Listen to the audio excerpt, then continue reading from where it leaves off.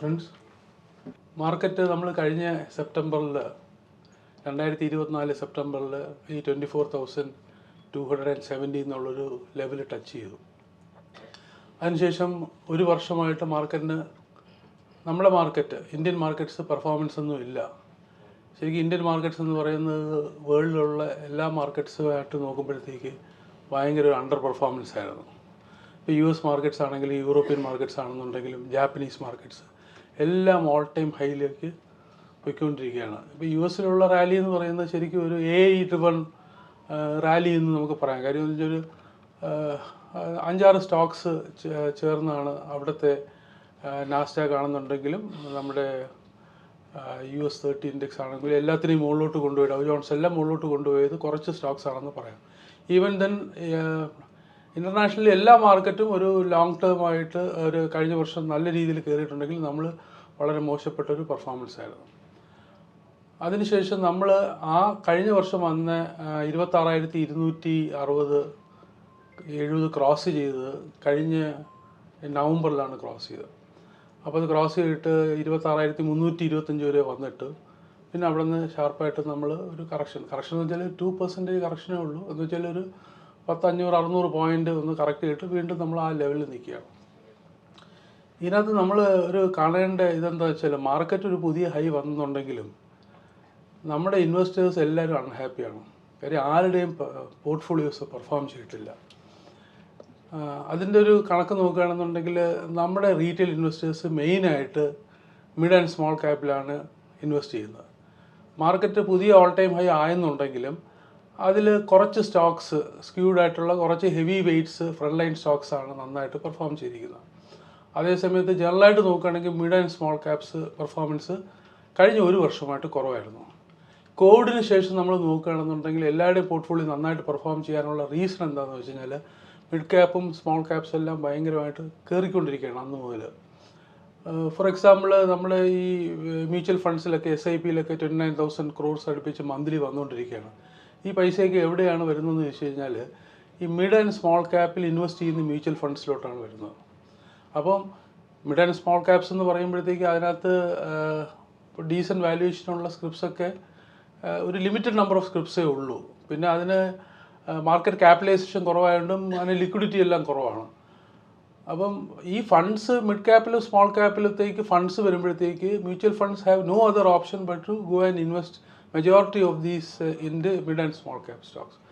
അങ്ങനെ വന്നിട്ട് ഓപ്പർച്യൂണിറ്റീസ് ഇല്ലാത്ത കാരണം പല മ്യൂച്വൽ ഫണ്ട്സും ഈ വർഷത്തെ ബിഗിനിങ്ങിൽ അവർ മിഡ് ആൻഡ് സ്മോൾ ക്യാപ്പിലേക്ക് ഉള്ള ഫണ്ട് ഫ്ലോ വേണ്ടാന്ന് വിചാരിച്ചിട്ട് അവർ സ്റ്റോപ്പ് ചെയ്തു. ഇനി ഫർദർ ഫണ്ട് എടുക്കുന്നില്ല എന്നൊരു സിറ്റുവേഷൻ വന്നു.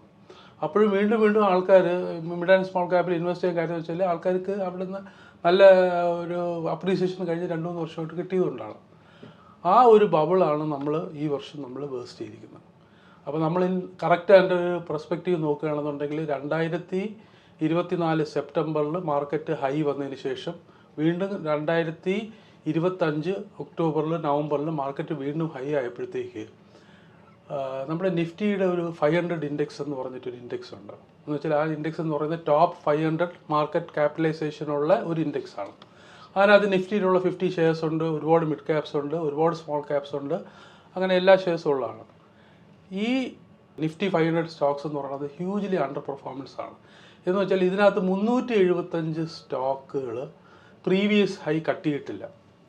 ദാറ്റ് മീൻസ് 75% സ്റ്റോക്സ് 2024 സെപ്റ്റംബറിലുള്ള ഹൈ കട്ട് ചെയ്തിട്ടില്ല. എല്ലാം താഴെയാണ് നിൽക്കുന്നത്. പലതും ഭയങ്കരമായിട്ട് ഇറങ്ങിപ്പോയിട്ടുണ്ട്. എന്നാലും ഈ താഴോട്ട് വന്ന സ്റ്റോക്സ് ആവറേജ് 30% ഡൗൺ ആണ്. ഓക്കെ, അപ്പം നാച്ചുറലി ഇതിനകത്തുള്ളതിൽ ഫ്രണ്ട് ലൈൻ സ്റ്റോക്സും നല്ല സ്റ്റോക്സും ഉണ്ട്. അപ്പം 75% സ്റ്റോക്സ് 30% ആവറേജ് ഡൗൺ ആണ്. അതിൻ്റെ റീസൺ കൊണ്ടാണ് നമ്മുടെ പോർട്ട്ഫോളിയോസ് ഒന്നും പെർഫോം ചെയ്യാത്തത്. അപ്പോൾ ആൾക്കാർക്കെല്ലാം വളരെ പ്രയാസത്തോടെ എന്നെ വിളിക്കുന്നത്, Rajendra all time high cut ചെയ്ത് എൻ്റെ പോർട്ട്ഫോളിയോ ഭയങ്കരമായിട്ട് മോശമായിട്ട് പെർഫോം ചെയ്യുകയാണ് എന്ന് വെച്ചാൽ കഴിഞ്ഞ വർഷം ഓൾ ടൈം ഹൈ കട്ട് ചെയ്തതിനെക്കാട്ടി പലരുടെ പോർട്ട്ഫോളിയോ മിഡ് ക്യാപ്സ് കൂടുതലുള്ള ആൾക്കാരുടെ പോർട്ട്ഫോളിയോ മോർ ദൻ 30% ഡൗൺ ആയി. അപ്പം ഈ റീസെൻ്റ് ടൈമിൽ നോക്കുകയാണെങ്കിൽ കൺസിസ്റ്റൻ്റ് ആയിട്ട് മിഡ് ആൻഡ് സ്മോൾ ക്യാപ് സ്റ്റോക്സിൽ ഓവർ വാല്യൂഡ് സ്റ്റോക്സ് എന്ന് വെച്ചാൽ നല്ല സ്റ്റോക്സാണ്, ഫണ്ടമെൻ്റലി സ്ട്രോങ് സ്റ്റോക്സ് ആണ്. പക്ഷേ അതിൻ്റെ PE റേഷ്യോ കൂടിയിരിക്കുന്ന കാരണം അതിലെല്ലാം അക്രോസ് ദ ബോർഡ് സെല്ലിംഗ് വന്നിട്ടുണ്ട്. ചുരുക്കം പറഞ്ഞാൽ പല പോർട്ട്ഫോളിയോസും ഉള്ള ആൾക്കാർ, നല്ല പോർട്ട്ഫോളിയോസ് ഉള്ള ആൾക്കാർ, മിഡ് ക്യാപ്സിലൊക്കെ ഇൻവെസ്റ്റ് ചെയ്യുന്ന ആൾക്കാർ പറഞ്ഞു ഈ മാർക്കറ്റ് 26,325 നിന്ന് 25,700 വരെ വന്നപ്പോഴത്തേക്ക് അവർക്ക് കഴിഞ്ഞ ഫൈനാൻഷ്യൽ ഇയറിൽ കിട്ടിയ മുഴുവൻ പ്രോഫിറ്റ്സും വൈപ്പൗട്ടായിപ്പോയി. അപ്പോൾ അത്രയ്ക്ക് ഒരു ഷാർപ്പ് ഫോളാണ് വന്നിരിക്കുന്നത്. അപ്പോൾ നമ്മളെല്ലാവരും വിചാരിക്കുകയാണ് മാർക്കറ്റ് കയറി നമുക്ക് ആർക്കും പൈസ കിട്ടിയിട്ടില്ല, എല്ലാവരുടെയും സിറ്റുവേഷൻ സെയിം ആണ്. Unless you have invested in LNDയോ അല്ലാന്നുണ്ടെങ്കിൽ അതേപോലെ ഫ്രണ്ട് ലൈൻ സ്റ്റോക്സിൽ ഇൻവെസ്റ്റ് ചെയ്ത ആൾക്കാർക്ക് മാത്രമേ നല്ല റിട്ടേൺസ്, മാച്ചിങ് റിട്ടേൺസ് എങ്കിലും കിട്ടിയിട്ടുള്ളൂ. പിന്നെ ഉള്ളതെന്ന് വെച്ചാൽ FI സെല്ലിംഗ് ആണ്. FIs കഴിഞ്ഞ സെപ്റ്റംബർ മുതൽ സെല്ലിംഗ് തുടങ്ങിയിരിക്കുകയാണ്. അവരെല്ലാം കണ്ടിന്യൂസ് ആയിട്ട് വിറ്റുകൊണ്ടിരിക്കുകയാണ്. ഈ ഒരു വർഷത്തിൽ എന്ന് വെച്ചാൽ കഴിഞ്ഞ മാസം നവംബർ എൻഡ് വരെ നോക്കുകയാണെങ്കിൽ they have sold 4.5 lakh crore rupees worth of shares. അത് ഹ്യൂജ് ഒരു ഫിഗറാണ്. ഇപ്പോഴും അവർ സെല്ല് ചെയ്തുകൊണ്ടിരിക്കുകയാണ്. പക്ഷേ ഇപ്പോഴത്തെ സെല്ലിങ് ഇച്ചിരി കുറഞ്ഞിട്ടുണ്ട്. നേരത്തെ 4,000-5,000 കോടിയൊക്കെ ദിവസം വിറ്റുകൊണ്ടിരുന്നത് ഇപ്പോൾ 1,000 കോടി 1,500 കോടി ലെവലിലൊക്കെ FIസിൻ്റെ സെല്ലിങ് നിൽക്കുകയാണ്. അതിൻ്റെ FIസിൻ്റെ സെല്ലിങ്ങിന് ഒരുപാട് കാരണങ്ങളുണ്ട്. ഒന്ന്, നമ്മുടെ ഗ്രോത്ത്, നമ്മുടെ കമ്പനികളുടെ പ്രോഫിറ്റബിലിറ്റി ഗ്രോത്ത് റിലേറ്റീവ്ലി മോശമായിരുന്നു. നമ്മൾ കഴിഞ്ഞ സെപ്റ്റംബർ ക്വാർട്ടറിൽ വരെയൊക്കെ മോശമായിരുന്നു. സെപ്റ്റംബർ ക്വാർട്ടറിലാണ് കുറച്ച് ഇമ്പ്രൂവ്മെൻറ്റ് വന്ന് തുടങ്ങിയിട്ടുണ്ട്. രണ്ടാമത് FIസിൻ്റെ സെല്ലിങ്ങിൻ്റെ ഒരു മെയിൻ കാര്യം എന്ന് വെച്ചാൽ നമ്മുടെ റുപ്പി ഡിപ്രീസിയേഷനാണ്. നമ്മുടെ റുപ്പി എന്ന് പറയുന്നത് ഇപ്പോൾ ഇന്നലെ 90.5 ആണ് ഡോളറിന് അഗൻസ്റ്റ് ആയിട്ട് റുപ്പിയുടെ വാല്യൂ. ഈ വർഷം തന്നെ 5% റുപ്പി ഡിപ്രീഷിയേറ്റ് ചെയ്തിട്ടുണ്ട്. ഈ 5% ഡിപ്രീഷിയേറ്റ് ചെയ്യുമ്പോഴത്തേക്ക് ഒരുപാട് കാര്യങ്ങളുണ്ട്. പോസിറ്റീവ് ഫാക്ടർ എന്ന് വെച്ചാൽ നമ്മുടെ എക്സ്പോർട്ട് ചെയ്യുന്ന നമുക്ക് എക്സ്പോർട്ട് കമ്പനീസിനൊക്കെ നല്ലതാണ്. കാര്യം അവർക്ക് അവരുടെ സെയിൽസിന് കൂടുതൽ 5% കൂടുതൽ റുപ്പിയിൽ അവർക്ക് കിട്ടും. അല്ലാതെ ഉള്ള പ്രശ്നങ്ങളെന്ന് പറയുമ്പോഴത്തേക്കും നമ്മൾ ഇൻ്റർനാഷണൽ മാർക്കറ്റിൽ നിന്ന് ലോ പെർസെൻറ്റേജിനൊക്കെ ഡെറ്റ് എടുത്തിട്ടുള്ള കമ്പനീസുണ്ട്. അവരെല്ലാം ഒരു എന്താണ് ഇൻട്രസ്റ്റ് റേറ്റ് 2%, 3% ഒക്കെ ഡോളർ ടേംസിൽ എടുത്തിട്ടുള്ള ആൾക്കാർക്ക് അവരുടെ പ്രിൻസിപ്പിൾ തന്നെ 5% കൂടുതൽ പേ ചെയ്യേണ്ട ഒരു അവസ്ഥ അങ്ങനെ വന്നിട്ടുണ്ട്. പിന്നെ ഇപ്പോഴത്തെ ഈ റുപ്പി ഫോളിൻ്റെ മെയിനായിട്ടുള്ള റീസൺ എന്ന് പറയുന്നത് നമ്മുടെ കയ്യിൽ നിന്ന് ഒരുപാട് ഫണ്ട് ഫ്ലോ വെളിയിലോട്ട് പോകുന്നുണ്ട്. ഈ റുപ്പിയുടെ വാല്യൂ എന്ന് പറയുന്നത് ഫണ്ട് ഫ്ലോ, ഇങ്ങോട്ട് വരുന്ന ഫണ്ടും അങ്ങോട്ട് പോകുന്ന ഫണ്ട്സും സെയിം ആണെങ്കിലേ റുപ്പി സ്റ്റെബിലൈസ് ചെയ്യുള്ളൂ. അപ്പം പുറത്തോട്ട് ഒത്തിരി ഫണ്ട് പോകുന്നുണ്ട്. ഒന്നാമത്തെ റീസൺ, ഫസ്റ്റ് റീസൺ ഞാനിപ്പോൾ പറഞ്ഞ 4 ലക്ഷം കോടി രൂപയുടെ FIസിൻ്റെ സെല്ലിങ്. കൂടാതെ FIസിൻ്റെ ഫോറിൻ ഡയറക്റ്റ് ഇൻവെസ്റ്റ്മെൻ്റ് ഉണ്ട്. നമ്മുടെ എന്ന് വെച്ചാൽ ഈ സ്റ്റോക്ക് മാർക്കറ്റിൽ ഇൻവെസ്റ്റ് ചെയ്യുന്നത് നമുക്ക് ഷോർട്ട് ടേം ഒരു ഇൻവെസ്റ്റ്മെൻറ്റാണ്, എപ്പോൾ വേണമെങ്കിൽ എടുത്തിട്ട് പോകും. പക്ഷേ FIസിൻ്റെയൊക്കെ അവരുടെ foreign investment, long term investment എന്ന് പറയുന്നത് നമ്മുടെ ഇൻഫ്രാസ്ട്രക്ചറിലും പിന്നെ കമ്പനികളുടെ പ്രൈവറ്റ് ഇക്വിറ്റികളിലൊക്കെയുള്ള ഇൻവെസ്റ്റ്മെൻറ്റാണ്. അത് കഴിഞ്ഞ 2-3 വർഷമായിട്ട് വളരെ കുറഞ്ഞുകൊണ്ടിരിക്കുകയാണ്. നല്ല ഇൻവെസ്റ്റ്മെൻറ്റ് ഒരു 3-4 ഇയേഴ്സിന് മുമ്പ് ഉണ്ടായിരുന്നു. പക്ഷേ FIസിൻ്റെ foreign direct investment was on the declining stage. പിന്നെ നേരത്തെ തന്നെ ഫോറിൻ എന്താണ് ഏഞ്ചൽ ഫണ്ട്സും അല്ലാന്നുണ്ടെങ്കിൽ നമ്മുടെ ഒരുപാട് ഇൻവെസ്റ്റേഴ്സ് സ്റ്റാർട്ടപ്പിലൊക്കെ ഇൻവെസ്റ്റ് ചെയ്യുന്ന ഒത്തിരി ഫണ്ട്സ് ഉണ്ട്. ഈ ഫണ്ടുകളെല്ലാം നേരത്തെ ഇൻവെസ്റ്റ് ചെയ്ത് തന്നെ നമ്മളെല്ലാവരും കണ്ടുകൊണ്ടിരിക്കുകയാണ്. ഒരു പബ്ലിക് ഇഷ്യൂ വരുമ്പോഴത്തേക്ക് അല്ലെങ്കിൽ ന്യൂ ഫണ്ട് ഓഫറിങ് വരുമ്പോഴത്തേക്ക് പല കമ്പനീസും അൺഇമാജിനബിൾ വാല്യൂഷനിലാണ് വിറ്റ് പോകുന്നത്. ഓക്കെ, ഇപ്പോൾ നമ്മൾ എടുക്കുകയാണെന്നുണ്ടെങ്കിൽ റീസെൻ്റ് ആയിട്ടുള്ള ഒരുപാട് കമ്പനി ഗ്രോ ആണെന്നുണ്ടെങ്കിൽ അങ്ങനെ പല കമ്പനീസൊക്കെ വലിയ വാല്യൂഷനിലാണ് വിറ്റ് പോകുന്നത്. ചില പ്രോഫിറ്റ് ഉണ്ടാക്കുന്ന കമ്പനീസ് ₹1 ഫേസ് വാല്യൂ ഉള്ള കമ്പനീസ് 100-150 രൂപയ്ക്കാണ് വിറ്റ് പോകുന്നത്. അപ്പോൾ ഇതിനകത്തൊക്കെ ഉള്ള ഇൻവെസ്റ്റ്മെൻ്റ് എന്ന് പറയുന്നത് ഫോറിൻ ഇൻവെസ്റ്റേഴ്സ് അതിനകത്തുണ്ട്. അവരെല്ലാവരും ഈ നമ്മൾ പബ്ലിക് ഇഷ്യൂ നടത്തുമ്പോഴത്തേക്ക് അവർ ₹1 മേടിച്ച ഷെയർ അവർ ഇതിൻ്റെ കൂടെ ന്യൂ ഫണ്ട് ഓപ്പറേറ്റിംഗ്സിൽ മെജോറിറ്റി എന്ന് പറയുന്ന പ്രൊമോട്ടേഴ്സ് വിൽക്കുന്നതാണ്. ഈ പ്രൊമോട്ടേഴ്സ് വിൽക്കുന്നതിനകത്തൊരു മെജോറിറ്റി ഫിഗർ ഫോറിൻ ഇൻവെസ്റ്റേഴ്സാണ്. അപ്പോൾ ആ പൈസയുടെ ഔട്ട്ഫ്ലോയും ഉണ്ട്. അവർ ₹1 മേടിച്ചിട്ട് ഇതെല്ലാം വലിയ വാല്യൂഷൻ കൊണ്ടുവന്നിട്ട് വലിയ വിലയ്ക്ക് വിൽക്കുന്നതാണ് നമ്മളൊക്കെ പോയിട്ട് ഓടിപ്പോയിട്ട് നമ്മുടെ ഇൻവെസ്റ്റേഴ്സ് ഗോബിളപ്പ് ചെയ്യുന്നത്. അപ്പം ഹൈ PE റേഷ്യോയിലാണ് പല ഷെയർസിൻ്റെയും ഇത് വരുന്നത്. അപ്പോൾ കഴിഞ്ഞ വർഷത്തെ കണക്കൊക്കെ നോക്കുകയാണെന്നുണ്ടെങ്കിൽ ഒരുപാട് ഷെയർസ് ഇഷ്യൂ ചെയ്ത പ്രൈസിനെ കാട്ടിയൊക്കെ പ്രൈസസ് വളരെ കുറവാണ്. അടുത്ത വർഷം ഇങ്ങനെ ഒരു ഫ്രണ്ട്സി ഉണ്ടാവില്ല എന്നൊക്കെ പറയുന്നു. അങ്ങനെയാണെങ്കിൽ കൂടുതൽ ഫണ്ട്സ് ക്യാപിറ്റൽ മാർക്കറ്റിലേക്ക്, സെക്കൻഡറി മാർക്കറ്റിലേക്ക് ഫ്ലോ ചെയ്യാനുള്ള ചാൻസ് ഉണ്ട്. പണ്ടൊക്കെ ആണെങ്കിൽ നമ്മൾ IPOs വരുന്നത് വെച്ചാൽ നമ്മൾ ഫണ്ട് കളക്ട് ചെയ്യുന്നത് ആ കമ്പനിയുടെ ഇക്വിറ്റി സെല്ല് ചെയ്യുന്നത് ആ പൈസ വന്നിട്ട് കമ്പനിയിലോട്ട് വന്നിട്ട് ആ കമ്പനിയുടെ ഫ്യൂച്ചർ ഫെർദർ ഡെവലപ്മെൻറ്റിന് വേണ്ടിയിട്ടും ഡിപ്ലോയ്മെൻറ്റ് ഫോർ എന്താണ് അവരുടെ ഇക്വിറ്റി ക്യാപിറ്റൽ വരുമ്പോഴത്തേക്ക് അവരുടെ വർക്കിംഗ് ക്യാപിറ്റലായിട്ടും അവരുടെ പുതിയ ഇൻവെസ്റ്റ്മെൻറ്റിന് വേണ്ടിയൊക്കെയാണ് ചെയ്തുകൊണ്ടിരുന്നത്. ഇപ്പോൾ ഉള്ളത് വരുന്നതിൻ്റെ 90% പ്രൊമോട്ടേഴ്സ് വിറ്റങ്ങ് പോവുകയാണ്. ഇപ്പോൾ തന്നെ നമ്മൾ ഇന്ത്യൻ കമ്പനീസിൽ തന്നെ ഇപ്പം ഇൻഡിഗോയിൽ തന്നെ റീസെൻ്റായിട്ട് അതിനകത്തൊരു പ്രൊമോട്ടർ കംപ്ലീറ്റ് വിറ്റിട്ട് പോയി. അപ്പോൾ Indian markets are so over valued that നമ്മൾ ഹണ്ടായിയുടെ ഇഷ്യൂ വന്നപ്പോഴത്തേക്ക് ഹണ്ടായി ഇവിടെ ഇന്ത്യയിൽ അവർ കൊടുത്തത് 27-28 PE-ലാണ്, ഹൈ വാല്യൂഷനിലാണ് കൊടുക്കുന്നത്. അവരുടെ പേരൻറ്റ് കമ്പനി അവിടെ ട്രേഡ് ചെയ്യുന്ന 5 PE-ലാണ്. അപ്പോൾ ഇവിടെ വന്നിട്ട് അവർ 25,000 കോടി രൂപ ഇവിടെ വന്നിട്ട് അവർ നാട്ടിൽ കൊണ്ടുപോവുകയാണ്. എന്നുവെച്ചാൽ ഇന്ത്യയിൽ ഉള്ള ഇൻവെസ്റ്റേഴ്സിൻ്റെ പൈസ, നമ്മളൊക്കെ മ്യൂച്വൽ ഫണ്ട്സിൽ ഇടുന്ന പൈസ, ഇതെല്ലാം ഫണ്ട് മാനേജേഴ്സിൻ്റെ കയ്യിൽ പോയിട്ട് അവരെല്ലാം ഇതുപോലുള്ള ഇഷ്യൂസിന് കൊടുക്കുകയാണ്. ശരിക്കും പറഞ്ഞാൽ റീറ്റെയിൽ ഇൻവെസ്റ്റേഴ്സിൻ്റെ ഫണ്ട്സ്, നമ്മുടെ ഫണ്ട് മാനേജേഴ്സിലുള്ള ഫണ്ട് എന്ന് പറയുന്നത് നമ്മുടെ മ്യൂച്വൽ ഫണ്ട് വരുന്നതാണ്. 30,000 കോടി SIP-യിൽ അല്ലാതെയുള്ള എല്ലാം കൂടെ 40,000-40,000 കോടി രൂപ മാസം കിട്ടിക്കൊണ്ടിരിക്കുകയാണ്. ഇതൊക്കെയാണ് അവർ കൊണ്ടുപോയിട്ട് ഈ പുതിയ ഇഷ്യൂസിനൊക്കെ ഇത് എത്ര കാലം ഇതിനകത്ത് മോശപ്പെട്ട ഷെയർസ് അല്ല, ഒരുപാട് നല്ല ഷെയർസ് ഉണ്ട്. ഫോർ എക്സാമ്പിൾ ലെൻസ്കാർട്ട് എന്ന് പറയുന്ന ഒരു കമ്പനി റീസെൻ്റായിട്ട് വന്നതാണ്, ഭയങ്കര വാല്യൂഷനിലാണ് വന്നത്.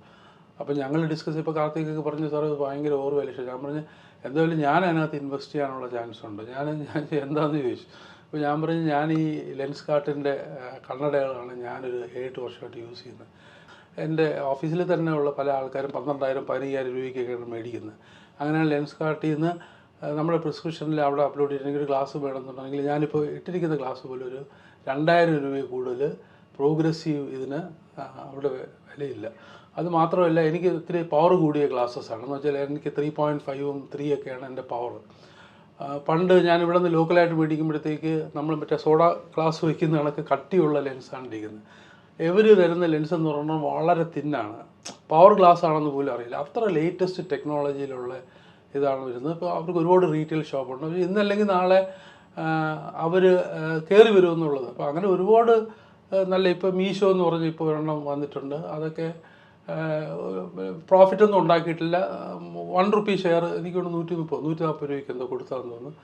അങ്ങനെയുള്ള നല്ല കമ്പനീസും ഉണ്ട്. ഇതിനകത്ത് ഇരിക്കുന്ന പല കമ്പനീസും ചിലപ്പം നാളെ ഡിസപ്പിയർ ആയിക്കൂടാന്നൊന്നുമില്ല. അപ്പം നമ്മൾ ഇൻവെസ്റ്റ് ചെയ്യുമ്പോഴത്തേക്ക് നമ്മളെപ്പോഴും ഈ ലിസ്റ്റിംഗ് ഗെയിൻസ്, നല്ല ഗെയിൻസ് കിട്ടുകയാണെന്നുണ്ടെങ്കിൽ നമുക്ക് ആ കമ്പനിയെക്കുറിച്ച് അത്ര വിശ്വാസമില്ല എന്നുണ്ടെങ്കിൽ നമ്മൾ കുറേ കൊടുത്ത് നിൽക്കുന്നതായിരിക്കും നമുക്ക് നല്ലത്.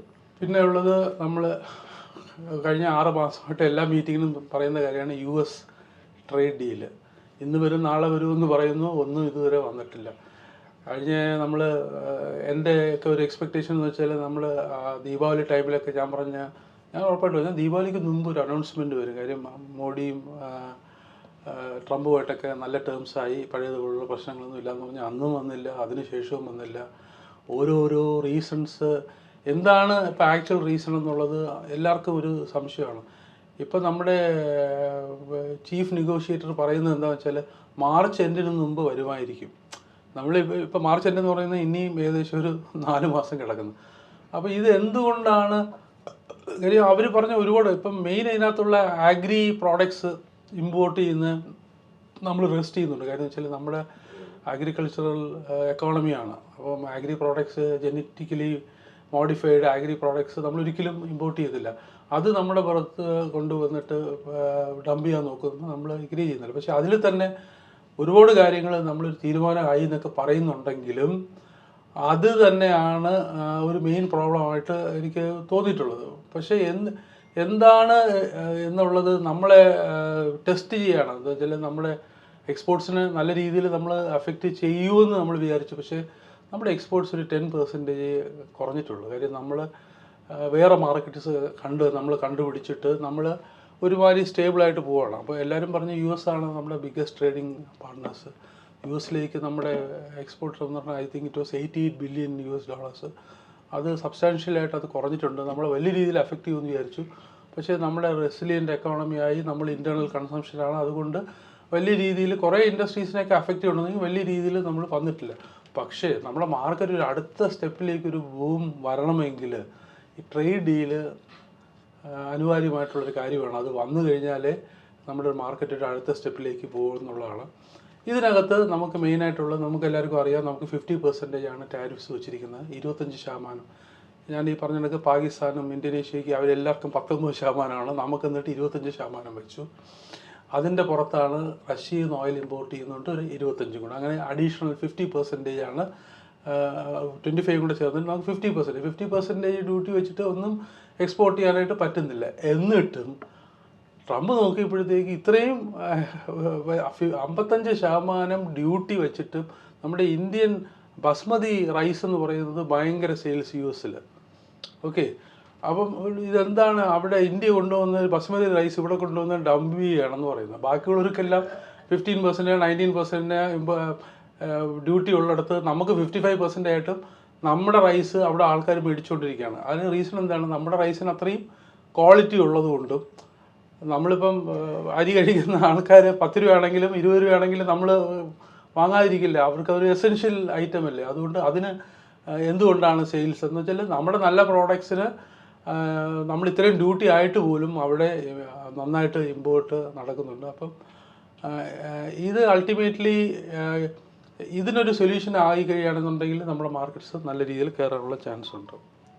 പിന്നെ ഞാൻ പറഞ്ഞു വന്നത് ഈ റഷ്യൻ ഓയിൽ ഇമ്പോർട്ടിൻ്റെ കാര്യമാണ്. അപ്പം നമ്മൾ ശരിക്കും പറഞ്ഞു കഴിഞ്ഞാൽ റഷ്യൻ ഓയിൽ നമ്മൾ ഇമ്പോർട്ട് തുടങ്ങിയത് നമ്മുടെ ടോട്ടൽ നീഡിൻ്റെ 2% 2021-22 നമ്മൾ റഷ്യയിൽ നിന്ന് ഇമ്പോർട്ട് ചെയ്തുകൊണ്ടിരുന്നത്. അപ്പം റഷ്യയും യുക്രൈനുമായിട്ടുള്ള വാർ ബ്രേക്ക് ഔട്ട് ചെയ്തപ്പോഴത്തേക്ക് ഒരുപാട് യൂറോപ്യൻ കൺട്രീസും US ഒക്കെ സാങ്ഷൻസ് എല്ലാം വെച്ചിട്ട് റഷ്യൻ ഓയിൽ ആരും വാങ്ങാതായപ്പോഴത്തേക്ക് നമുക്കത് വളരെ ചീപ്പായി കിട്ടിയത് കൊണ്ട് നമ്മൾ കണ്ടിന്യൂസ് ആയിട്ട് നമ്മളത് മേടിച്ചുകൊണ്ടിരിക്കുകയായിരുന്നു. കഴിഞ്ഞ ജൂലൈയിലൊക്കെ നിങ്ങൾ നോക്കുകയാണെന്നുണ്ടെങ്കിൽ നമ്മൾ റഷ്യൻ ഓയിലിൻ്റെ ഇമ്പോർട്ട് നമ്മുടെ ടോട്ടൽ നീഡിൻ്റെ 40-45% വരെ നമ്മൾ റഷ്യയിൽ നിന്ന് മേടിച്ചുകൊണ്ടിരുന്നു. അതിൻ്റെ വേറെ അഡ്വാൻറ്റേജ് എന്ന് വെച്ചാൽ റഷ്യക്ക് എങ്ങനെയെങ്കിലും ഇത് വിറ്റാൽ മതി. നമ്മൾ US ഡോളറിൽ പേയ്മെൻറ്റ് കൊടുക്കേണ്ട, നമ്മൾ റുപ്പിയിൽ കൊടുത്താൽ മതി. ആ റുപ്പിയിലുള്ളത് അവരുടെ പൈസ ഇതുവരെ ചിലവാക്കാത്ത കാര്യം നമ്മൾ റഷ്യയിൽ നിന്ന് നമ്മൾ എക്സ്പോർട്ട് കുറവാണ്. അപ്പോൾ ബാലൻസ് ഓഫ് പേയ്മെൻറ്റ് അവർക്ക് ഫേവറാണ്. അപ്പോൾ അവരുടെ കയ്യിൽ ഒത്തിരി റുപ്പീസ് ഉണ്ട്. ആ റുപ്പീസ് റീസെൻ്റായിട്ട് നമ്മുടെ പുട്ടിൻ ഇവിടെ വന്ന സമയത്ത് അവരെന്തോ ഒരു തീരുമാനമാക്കിയിട്ട് അവർക്കെല്ലാം ഇന്ത്യൻ നമ്മുടെ ETF-ൽ ഇൻവെസ്റ്റ് ചെയ്യാനുള്ള പെർമിഷൻ കൊടുത്തിട്ടുണ്ട്. അങ്ങനെ കുറേ ഫണ്ട്സ് വരുമെന്ന് പറയുന്നുണ്ട്. അപ്പം റഷ്യയിൽ നിന്ന് ഓയിൽ ഇമ്പോർട്ട് ചെയ്യാനും നമുക്ക് ഡോളർ എക്സ്ചേഞ്ചിൻ്റെ ഇതില്ലായിരുന്നു. അതൊരു അഡ്വാൻറ്റേജ് ആയിരുന്നു. അപ്പോൾ അത് കഴിഞ്ഞിട്ട് ഗ്രാജുവലായിട്ട് നേരത്തേക്ക് 12% വരെ റഷ്യൻ ഓയിലിന് ഡിസ്കൗണ്ട് ഉണ്ടായിരുന്നു.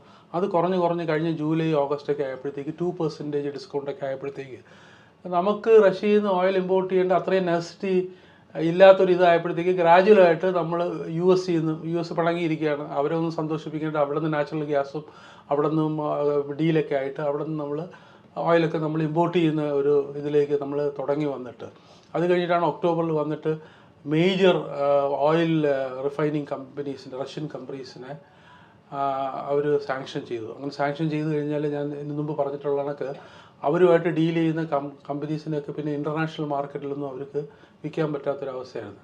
അങ്ങനെ നമുക്ക് മെയിനായിട്ട് 3 കാറ്റഗറീസ് ഉള്ള ആൾക്കാരാണ് നമുക്ക് റഷ്യൻ ഓയിൽ ഇമ്പോർട്ട് ചെയ്യുന്നത്. ഒന്ന് റിലയൻസ് ആണ്, പിന്നെ രണ്ടാമത് നയാര എന്ന് പറയുന്ന ഒരു കമ്പനിയാണ്. അവർ ഹ്യൂജായിട്ട് ഓയിൽ പ്രൊഡ്യൂസ് ചെയ്യുന്നതാണ്. അതിൻ്റെ മേജർ ഷെയർ ഹോൾഡേഴ്സ് റഷ്യൻ കമ്പനീസാണ്. അപ്പം അതിൻ്റെ ഓണേഴ്സ് എന്ന് പറയുന്നത് റഷ്യൻ തന്നെയാണ്. പിന്നെ ഉള്ള നമ്മുടെ പബ്ലിക് സെക്ടർ കമ്പനീസ് IOCയും BPCLും ഇവരൊക്കെയാണ് ഇമ്പോർട്ട് ചെയ്തുകൊണ്ടിരുന്നത്. അപ്പം നമ്മുടെ അവർക്ക് ഇത് മാത്രമല്ലല്ലോ, ഒരുപാട് പ്രോഡക്റ്റ്സ് ഒക്കെ ഉള്ള കാരണം, ഒരുപാട് എക്സ്പോർട്ടുള്ള കാരണം they reduced buying oil from Russia. അതേസമയത്ത് ഇവരെല്ലാം കുറച്ച് ബാക്കിയുള്ളവരൊക്കെ റെഡ്യൂസ് ചെയ്തുകൊണ്ടിരുന്നതാണ്. അപ്പോൾ ഫ്രഷായിട്ട് സാങ്ഷൻസ് കൊണ്ടുവന്നപ്പോഴത്തേക്ക് വീണ്ടും സ്റ്റാർട്ടഡ് ഗിവിങ് മോർ ഡിസ്കൗണ്ട്സ്. അപ്പോൾ നമ്മളെല്ലാവരും വിചാരിച്ച് ഡിസംബർ മാസം ആകുമ്പോഴത്തേക്ക് ഓൾമോസ്റ്റ് തീരുമെന്ന് വിചാരിച്ച് ട്രംപ് പബ്ലിക്കായിട്ട് അനൗൺസ് ചെയ്ത് I met Modi, he told that he will stop buying oil from Russia. അങ്ങനെയാണെങ്കിൽ ഞങ്ങൾ 25% മാറ്റുമെന്നെല്ലാം പറഞ്ഞു. പക്ഷേ ഇപ്പോഴത്തെ സിറ്റുവേഷനിൽ വീണ്ടും നമ്മുടെ റഷ്യൻ ഓയിൽ നമ്മൾ മേടിച്ചുകൊണ്ടിരിക്കുകയാണ്. ഫോർ എക്സാമ്പിൾ കഴിഞ്ഞ വർഷം ആവറേജ് നമ്മൾ 1.74 മില്യൺ ബാരൽസ് പെർ ഡേ ആണ് നമ്മൾ അവരെ നിന്ന് മേടിച്ചുകൊണ്ടിരിക്കുന്നത്. അത് ഈ ജൂലൈ ആയപ്പോഴത്തേക്ക് അത് 2.1 മില്യൺ ബാരൽസ് പെർ ഡേ ആയിരുന്നു. അതിപ്പോൾ കുറഞ്ഞ് വന്നിട്ട് ഇപ്പോഴ് നമ്മൾ ഇപ്പോൾ ഇരിക്കുന്ന 1.6 ആണ്, 1.6 മില്യൺ ബാരൽസ് പെർ ഡേ ആണ് നമ്മളിപ്പോൾ ഇമ്പോർട്ട് ചെയ്യുന്നത്. അതിപ്പോൾ ഡിസംബറൊക്കെ ആയപ്പോഴത്തേക്ക് ഗ്രാജുവലായിട്ട് കൂടുകയാണ്. അതിൻ്റെ റീസൺ എന്ന് പറയുന്നത് ഞാൻ നേരത്തെ പറഞ്ഞ കണക്ക് വൈഡൻ ചെയ്തു എന്ന് വെച്ചാൽ നമുക്ക് കുറേ കൂടെ ചീപ്പറായിട്ട് റഷ്യൻ ഓയിൽ കിട്ടും. പിന്നെ പുടിൻ ഇവിടെ വന്നിട്ട് നമ്മുടെ മോഡിയെല്ലാം മീറ്റ് ചെയ്ത സമയത്ത് പുള്ളിക്കാരന് പബ്ലിക്കായിട്ട് പറഞ്ഞ് India is a sovereign company, why India should not buy fuel from where it is getting cheaper. എന്നിട്ട് പുള്ളി ഒരു കാര്യം കൂടെ പറഞ്ഞു, US എന്ന് പറയുന്നത് ഞങ്ങളുടെ കയ്യിൽ നിന്ന് എൻറിച്ച്ഡ് യുറേനിയൻ അവരുടെ ന്യൂക്ലിയർ പ്ലാന്റ്സിന് വേണ്ടി US ഞങ്ങളുടെ കയ്യിൽ നിന്ന് ഇപ്പോഴും വാങ്ങിച്ചുകൊണ്ടിരിക്കുന്നത്. കഴിഞ്ഞ വർഷം $1.5 ബില്യൺ വർത്ത് ഓഫ് അത് മേടിച്ചു. അങ്ങനെ അതുകൊണ്ടാണെങ്കിൽ എന്തുകൊണ്ടാണ് ഇന്ത്യക്ക് മേടിച്ചു വിടാത്തതെന്നൊക്കെ ഒരു സ്റ്റേറ്റ്മെൻ്റ് എല്ലാം പറഞ്ഞു. അപ്പോൾ അതിനുശേഷം അപ്പോൾ എനിക്ക് ചിലപ്പം ട്രംപിന് അത് ഒട്ടും ഇഷ്ടപ്പെട്ട് കാണത്തില്ലായിരിക്കും. അതുകൊണ്ടായിരിക്കും നമ്മൾ ഇത് ഇങ്ങനെ നീട്ടി നമ്മൾ കൊണ്ടുപോകുന്നത്. അൾട്ടിമേറ്റ്ലി നമുക്ക് അവിടുത്തെ എക്സ്പോർട്ടിനെ അവർ ഡ്യൂട്ടി റിഡ്യൂസ് ചെയ്യും. നമ്മൾ ഇടയ്ക്ക് നമ്മൾ പറഞ്ഞായിരുന്നു, കഴിഞ്ഞ വർഷം ഞാൻ പറഞ്ഞ നമുക്ക് 15 to 17% വരാനുള്ള ചാൻസ് ഉണ്ട്. പക്ഷേ അതിങ്ങനെ ഇവേഡ് ചെയ്തുകൊണ്ടിരിക്കുകയാണ്. പിന്നെ നമ്മുടെ പോസിറ്റീവായിട്ടുള്ള കുറച്ച് കാര്യങ്ങൾ പറയാം. ഒന്ന്, നമ്മുടെ Q2 GDP ആണ്. ഒരുപാട് കാലത്തിന് ശേഷം നമ്മൾ 8.2% സെക്കൻഡ് ക്വാർട്ടറിൽ GDP ഗ്രോത്ത് ഉണ്ടായിരുന്നു. പിന്നെ സെക്കൻഡ് ക്വാർട്ടറിൽ നമ്മൾ ഏർണിങ്സ് മൊത്തത്തിൽ നമ്മുടെ കമ്പനികളുടെ ഏർണിങ്സ് കുറവായിരുന്നു. നേരത്തെയൊക്കെ പണ്ടൊക്കെ നമുക്ക് 2003 മുതൽ 2008 വരെ 25% ഏർണിങ്സ് ഉള്ള സ്ഥലത്ത് നമ്മൾ കഴിഞ്ഞ 2-3 വർഷമായിട്ട് വളരെ ലോ ഏർണിങ്സ് ആയിരുന്നു. 5% ഏർണിങ്സ് എന്ന് പറയുന്ന കമ്പൈൻഡ് ഏർണിങ്സ് ഓഫ് ദ ഷെയർസിൻ്റെ സെൻസെക്സ് അല്ലെങ്കിൽ നിഫ്റ്റിയിലുള്ള ഏർണിങ്സ് ആണ്. അപ്പോൾ കമ്പനികളുടെ ഏർണിങ്സ് ഗ്രോത്ത് എന്ന് പറയുന്നത് കമ്പനികൾ കൂടുതൽ പ്രോഫിറ്റ് ഉണ്ടാക്കുന്നുള്ളതാണ്. ഏർണിങ്സ് ഗ്രോത്ത് വളരെ കുറവായിരുന്നു. അപ്പോൾ സെപ്റ്റംബർ ആയപ്പോഴത്തേക്ക് നമ്മൾ എക്സ്പെക്ട് ചെയ്യാതെ ഏർണിങ്സ് ഗ്രോത്ത് ഏകദേശം 10% വന്നു. അത് കഴിഞ്ഞിട്ട് അതിനെ പുൾ ഡൗൺ ചെയ്തതെന്ന് വെച്ച് കഴിഞ്ഞാൽ ടാറ്റ മോട്ടോഴ്സിൻ്റെ റിസൾട്ട്സ് വന്നപ്പോഴത്തേക്ക് ഹ്യൂജ് ലോസ് ആയിരുന്നു. അതിനെ നമ്മൾ മാറ്റി നിർത്തി കഴിഞ്ഞാൽ ഒരു 10% വരുന്നു. GDP 8.2% വന്നു. ഇതിൻ്റെ എല്ലാ കാരണങ്ങളെന്ന് വെച്ചാൽ നമുക്ക് എല്ലാവർക്കും അറിയാവുന്നതുകൊണ്ട് നമ്മൾ ഗവൺമെൻറ് എടുത്തിരിക്കുന്ന സ്റ്റെപ്പുകളാണ്. ഒന്ന്, ഇൻകം ടാക്സ് കുറച്ചു. അത് കഴിഞ്ഞിട്ട് CRR കട്ട് ചെയ്തു. അത് കഴിഞ്ഞിട്ട് കഴിഞ്ഞ ഈ ഒരു വർഷമായിട്ട് 4 പ്രാവശ്യമായിട്ട് റിസർവ് ബാങ്ക് 1.25% ടോട്ടലി 0.25 ഇപ്പോൾ റീസെൻറ്റും ആരും എക്സ്പെക്ട് ചെയ്യാതെ വീണ്ടും 0.25% ഇൻട്രസ്റ്റ് കട്ട് ചെയ്തു. അത് കാരണം ആൾക്കാരുടെ കയ്യിൽ ലിക്വിഡിറ്റി ഇഷ്ടംപോലെ ഉണ്ട്. കൺസംഷൻ ബേസ്ഡ് ബൈയിങ് നടക്കുന്നുണ്ട്. ഓട്ടോമൊബൈൽ സെയിൽ കൂടി. ഇതൊന്നും കൂടാതെയാണ് നമ്മുടെ GST 28% 80 നിന്ന് 5% സ്ലാബിലോട്ടൊക്കെ മാറ്റി. അപ്പോൾ ആൾക്കാരുടെ കയ്യിൽ ലിക്വിഡിറ്റി ഉണ്ട്. ബാക്കി എല്ലാ കാര്യങ്ങളും നമ്മൾ നോക്കുകയാണെന്നുണ്ടെങ്കിൽ എല്ലാ കാര്യങ്ങളും പോസിറ്റീവാണ്. അപ്പം അതുകൊണ്ട് പിന്നെ ഇപ്പം ഈ കൺസംഷൻ ബേസ്ഡ് സ്പെൻഡിങ് വന്ന കാരണം ഡിസംബർ ക്വാർട്ടറിലൊക്കെ നമ്മുടെ ഈ GDP ഇനിയും ഈ ലെവൽ അല്ലെങ്കിൽ നിൽക്കാൻ ഇപ്പോൾ 8% GDP എന്ന് പറയുന്നത് മേജർ എക്കോണമീസിൽ വലിയൊരു പെർസെൻറ്റേജാണ്. വേറെ ആർക്കും അങ്ങനെ ഒരു പെർസെൻറ്റേജ് ആവശ്യപ്പെടാൻ പറ്റാത്ത ഒരു ടൈമിലാണ് നമുക്കൊരു 8%.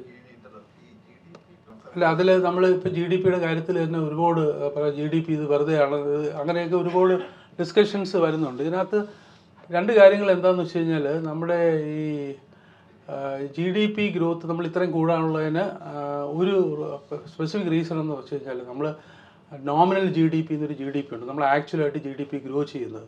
ഇപ്പോൾ നമ്മൾ 10% ആണ് GDP ഗ്രോത്ത് ഉണ്ടെന്നുണ്ടെങ്കിൽ നമ്മുടെ ഇൻഫ്ലേഷൻ 3% ആണെന്നുണ്ടെങ്കിൽ ആ ഇൻഫ്ലേഷൻ 10 നിന്ന് കുറയ്ക്കുമ്പോഴത്തേക്ക് നമ്മുടെ ഗ്രോത്ത് 3% ആവും. അപ്പോൾ നമ്മൾ കമ്പയർ ചെയ്ത് നോക്കുമ്പോഴത്തേക്ക് കഴിഞ്ഞ വർഷത്തെ GDP ഇപ്പോൾ നമ്മൾ ഇൻട്രസ്റ്റ് റേറ്റ് ഇപ്പോൾ നമുക്ക് നിയർ 0 ആണ്. നമ്മളെല്ലാം 6%, 7% ഒക്കെയാണ് 10 വർഷം മുമ്പ് പറഞ്ഞുകൊണ്ടിരുന്നത്. അത് ഗ്രാജുവലായിട്ട് കുറഞ്ഞ് 3%, 4% ആയി. അതിപ്പോൾ റീസെൻ്റ്ലി ലാസ്റ്റ് ക്വാർട്ടറിൽ വന്നത് 0.4% ആണ്. ഇന്നലെ ഒരു മാസത്തെ വന്നിട്ടുണ്ട്, അത് 0.6% ആണ്. അപ്പം ഈ GDP ഗ്രോത്ത് എന്ന് പറയുന്നത് നമ്മൾ ചിലർ ആർഗ്യൂ ചെയ്യും അത് നമ്മുടെ ഇൻഫ്ലേഷൻ കുറഞ്ഞത് കൊണ്ടാണ് GDP ഗ്രോത്ത് ഇത്രയും കൂടിയെന്ന് പറയും. വാട്ട് എവർ ഇറ്റ് ഈസ്, എന്ത് നമ്മൾ പറഞ്ഞു കഴിഞ്ഞാലും നമ്മുടെ GDP ആണല്ലോ ഗ്രോ ചെയ്യുന്നത്. ഇപ്പം നമ്മൾ ഇൻഫ്ലേഷൻ ഹൈ ആയിട്ട് നമ്മുടെ GDP ഗ്രോ ചെയ്തിട്ട് എന്തെങ്കിലും കാര്യമുണ്ടോ? നമ്മൾ GDP അത്രയും ഗ്രോ ചെയ്യുകയാണെന്നുണ്ടെങ്കിൽ ഇൻഫ്ലേഷൻ കൂടുതലാണെന്നുണ്ടെങ്കിൽ ആ ഗ്രോ ചെയ്ത ആ പെർസെൻറ്റേജിന് അത്രയും വാല്യൂ ഇല്ലല്ലോ. കാര്യം ഇൻഫ്ലേറ്റ് ചെയ്തിരിക്കുന്നുണ്ട്. അപ്പോൾ ഇതിനകത്ത് പലതും പൊളിറ്റിക്കൽ ഡിസ്കഷൻസിലൊക്കെയാണ് കൂടുതലും പറയുന്നത് ഈ GDP ഗ്രോത്ത് തട്ടിപ്പാണ്, അല്ലെങ്കിൽ GDP ഗ്രോത്ത് നെഗറ്റീവ് ആയിരുന്ന സമയത്ത് ആൾക്കാർ കുറ്റം പറയുന്നുണ്ടായിരുന്നു. GDP കൂടിയപ്പോഴത്തേക്ക് ഇതെല്ലാം കള്ളക്കണക്കാണെന്ന് പറയുന്നത് എനിക്ക് അങ്ങനെയൊന്നും തോന്നുന്നില്ല. GDP ഇപ്പോൾ കൂടിയിരിക്കുന്നതിൻ്റെ ഒരു റീസൺ ഈ പറഞ്ഞ പോലെ ഇൻഫ്ലേഷൻ കുറവാണ്. അപ്പോൾ ഇൻഫ്ലേഷൻ കുറവാണെന്നുണ്ടെങ്കിൽ നമുക്ക് നല്ലതല്ലേ. ഇപ്പോൾ ഇൻഫ്ലേഷൻ കുറഞ്ഞിരിക്കുന്ന കാരണം നമുക്കൊരു 0.25% 0.5% ഫെർദർ RBI ഇനിയും റെഡ്യൂസ് ചെയ്യാനുള്ള സ്കോപ്പ് കാണുന്നുണ്ട്. പിന്നെ ഉള്ളത് ഗോൾഡും സിൽവറാണ്. ഞാനൊരു കഴിഞ്ഞ 4-5 മീറ്റിംഗ് ആയിട്ട് പറയുന്നുണ്ടായിരുന്നു സിൽവറും ഗോൾഡിലൊക്കെ ആൾക്കാർ ഇൻവെസ്റ്റ് ചെയ്യണം, നന്നായിട്ട് കയറുമെന്ന് പറയുന്നുണ്ടായിരുന്നു. കഴിഞ്ഞ മീറ്റിങ്ങിന് വന്നപ്പോഴത്തേക്ക് സിൽവർ ETF 35-38 ഉണ്ടായിരുന്നുള്ളൂ. അതിപ്പോൾ ഇന്നലെ 82 83 ആയിട്ടുണ്ട്. സിൽവറിൻ്റെ പ്രൈസസ് കഴിഞ്ഞ പ്രാവശ്യം 45 പോയിട്ട് പിന്നെ അത് കറക്റ്റ് ചെയ്ത് 35 വന്നിട്ട് പിന്നെ 54 പോയി. ഇന്നലത്തെ സിൽവറിൻ്റെ ഹൈ എന്ന് പറഞ്ഞാൽ $64.5 പെർ ഔൺസ് ആണ്. നമ്മൾ ഈ വർഷം നോക്കുകയാണെന്നുണ്ടെങ്കിൽ ഒരു വർഷം കൊണ്ട് ഡബിൾ ആയിട്ടുണ്ട്. അപ്പോൾ ഓൾറെഡി എല്ലാവർക്കും പേടിയാണ് ഇത്രയും കയറിയിട്ട് നമ്മൾ എങ്ങനെ പോയി ഇൻവെസ്റ്റ് ചെയ്യുന്നു. പക്ഷേ എനിക്കുള്ള ഇൻഫർമേഷനും എൻ്റെ ഒരു അനാലിസിസ് വെച്ച് നോക്കുകയാണെങ്കിൽ സിൽവർ പ്രൈസസ് ഇനിയും കയറാനുള്ള ചാൻസസ് ഉണ്ട്. എന്നുള്ളത് ചിലപ്പോൾ ഒരു വർഷം കൊണ്ടൊക്കെ 80. കാര്യം there is A huge shortage of physical silver. എല്ലായിടത്തും ഹ്യൂജ് ഷോർട്ടേജാണ്. ചൈനയിൽ അവരുടെ സ്റ്റോക്ക് മുഴുവൻ തീർന്നു. അപ്പോൾ സിൽവർ പ്രൊഡക്ഷൻ എന്ന് പറയുന്നത് മൈൻ ചെയ്തെടുക്കുന്ന സാധനമല്ല, അതിനൊരു പ്രൊഡക്ഷൻ കൂട്ടുക എന്ന് വെച്ചാൽ അതിനൊരു കണക്കുണ്ടല്ലോ. അതുകൊണ്ട് വലിയ ഷോർട്ടേജ് ഉണ്ട്. അതുപോലെ തന്നെ ഗോൾഡും നല്ല രീതിയിൽ കയറാനുണ്ട്. ഗോൾഡ് നേരത്തെ 4400 വരെ പോയിട്ട് കറക്റ്റ് ചെയ്യുന്നുണ്ടെങ്കിലും silver all time high cut ചെയ്ത് 64 ആയെന്നുണ്ടെങ്കിലും gold all time high cut ചെയ്തിട്ടില്ല. പക്ഷേ ഇന്നലെ ഗോൾഡ് 4350 വരെ വന്നിട്ടുണ്ട്. പ്രീവിയസ് ഹൈ 4380 എന്തോ ആണ്. അത് ഗോൾഡും കട്ട് ചെയ്ത് പോകും. അപ്പം സിൽവറും ഗോൾഡും ഒക്കെ ഇൻവെസ്റ്റ് ചെയ്യാത്ത ആൾക്കാർ എനിക്ക് തോന്നുന്നു again it is an opportunity. ഒരു കറക്ഷൻ ഇന്നലെ ഒന്ന് ക്ലോസിങ്ങിൽ കറക്റ്റ് ഉണ്ട്. ഒരു കറക്റ്റ് ചെയ്യണമെന്നുണ്ടെങ്കിൽ ബൈ ചെയ്യാനുള്ള ഒരു ഓപ്പർച്യൂണിറ്റി ആയിട്ടാണ് തോന്നുന്നത്. പിന്നെ നമ്മുടെ കയ്യിലുള്ള സ്റ്റോക്സ് ജനറലായിട്ട് ഞാൻ പറയുകയാണ്, നമ്മൾ മിഡ് ക്യാപ്പ് സ്മോൾ ക്യാപ്സ് ഒക്കെ ഒരു കറക്ഷൻ്റെ ഒരു പോർഷൻ കഴിഞ്ഞു എന്ന് തോന്നുന്നു.